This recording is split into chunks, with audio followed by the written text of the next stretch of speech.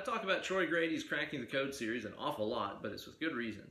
One of the series' main focuses is downward pick slanting, which is a picking style that many players have used over the years to play lightning fast lines. It has a certain set of advantages and disadvantages to it, but if you know how to utilize them, you can make your own lightning speed licks in no time. I'm going to break down some of those ideas for today and show you how to play this sick lick.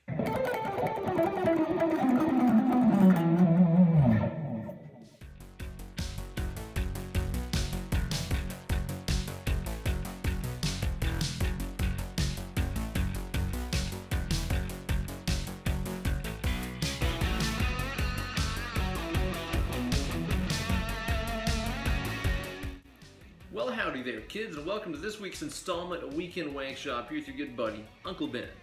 As many of you guys who have watched my videos know, I'm a huge fan of Troy Grady's Cracking the Code series here on YouTube, which is a really extremely well done lesson series that explores all the fundamental physics that are involved in alternate picking and changing strings and stuff. One of the main focuses of the series is the use of downward pick slanting, which is the picking system that guys like Eric Johnson and Yngwie Malmsteen have used for years to achieve their light speed licks. I've done several Weekend Wankshop videos with downward pick slanting in the past, but I've been getting a lot of questions lately about how to use this style of picking in conjunction with economy picking like Yngwie or Johnson does. So I came up with a lick for you guys to demonstrate kind of all the advantages and disadvantages of this picking style.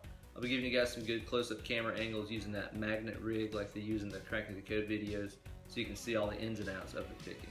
But before we get into it, let's hear it again at stepdad speed.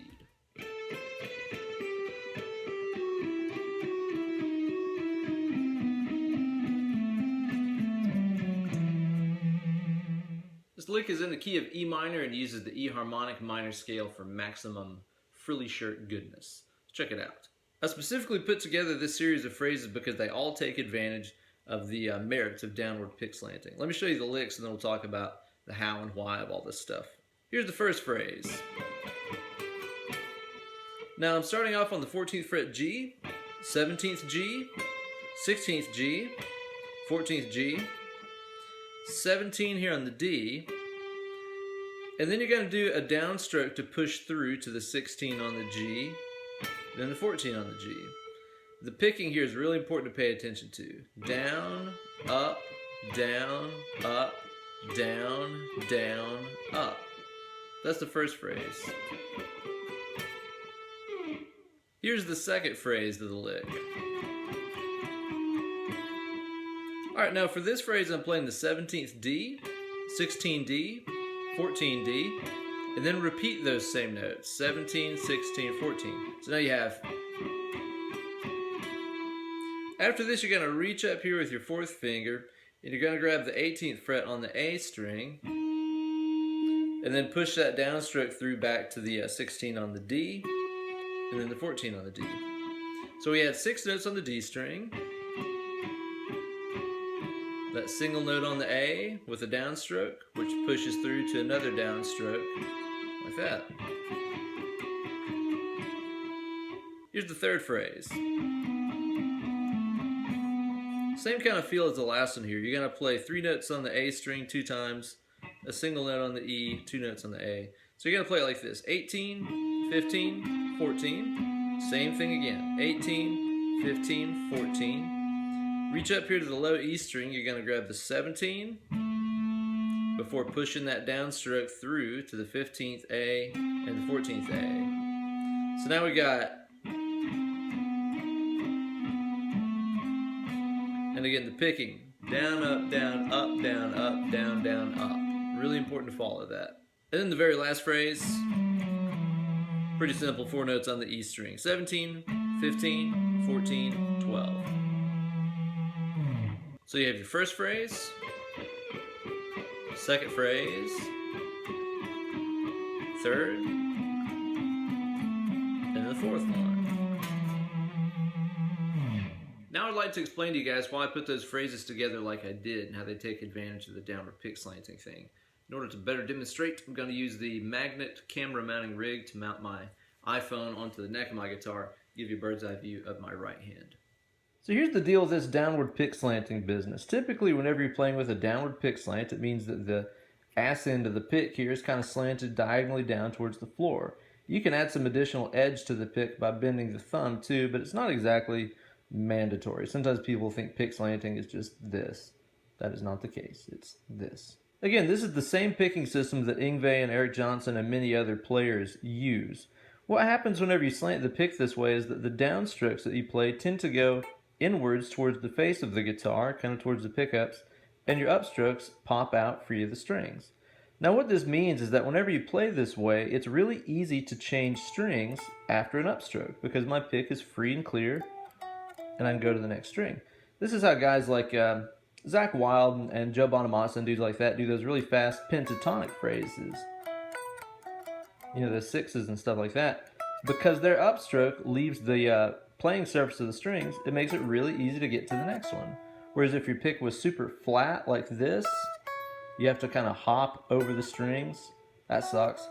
With downward pick slanting, you have an upstroke which serves as a pick stroke and a way of getting free of the strings. This creates a certain set of mechanical principles that if you know how to exploit, you can get some really burning licks in no time. One of the first principles of downward pick slanting, as I just mentioned, is that it's easy to change strings after an upstroke. Now what this means is that any even numbered grouping of notes is going to be really good for you because it's going to go 1, 2, 3, 4 and end with an upstroke. You can see how my pick is now away from the strings and ready to get to the next one.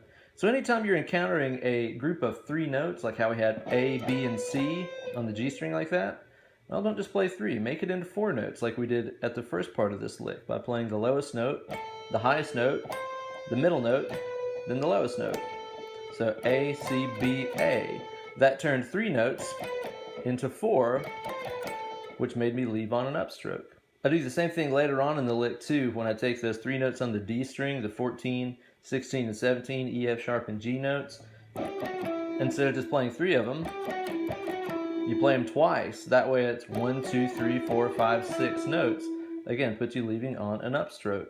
That way you can get to the next string really easily. So the first superpower that you inherit as a downward pick slanter is the ability to change strings after an upstroke really easily, which means that even numbered groupings are really easy for us to play. The other superpower that downward pick slanting has is the ability to downwards economy pick really easily. Because of the angle of this pick right here, it's really simple to go from a downstroke on a string to another downstroke on a string, and so on. It's kind of like taking a paintbrush and instead of holding a paintbrush flat where it gets a lot of resistance, tilt it this way and it goes smoother. The opposite would be true in the other direction. So basically with this downward pick slanting style, going downstroke to downstroke is really easily. It's actually much easier than trying to go downstroke, hopping in and out, upstroke. That hop is really unreliable. Can't really trust it very much. So a lot of downward pick slant players will take advantage of this downward economy picking, like what we did in the lick when we went down, up, down, up, down, down, up. And again, check this out. 4-note grouping means we leave on an upstroke, double downstroke to another upstroke on the G string right there. So that was an even numbered group on the G, 1, 2 notes. That leads us into our next phrase. Down, up, down, up, down, up. An even numbered phrase ends with my pick in the air, double downstroke to an even numbered grouping. So you'll notice that basically each one of these licks has an escape plan built into it, whether it's escaping from a downstroke to another downstroke or escaping from an upstroke onto another string. All of these licks here abide by these downward pick slanting superpowers. Play it slowly here.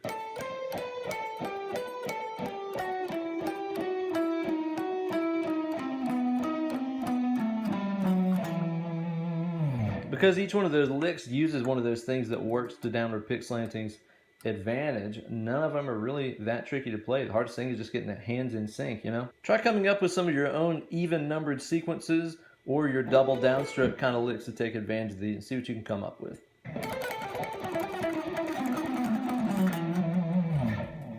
So there you have it, kids, an overview of some of the superpowers that downward pick slanting can bring to your own playing.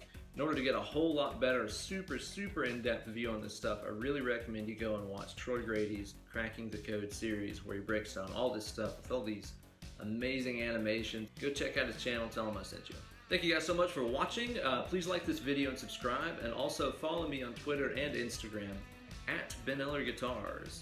I'd also really appreciate it if you went and liked my new Facebook fan page, which you can find at facebook.com/UncleBenEller.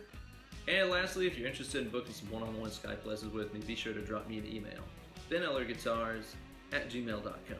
Thanks again for watching. I'll catch you guys next week with another hot lick. Cheers.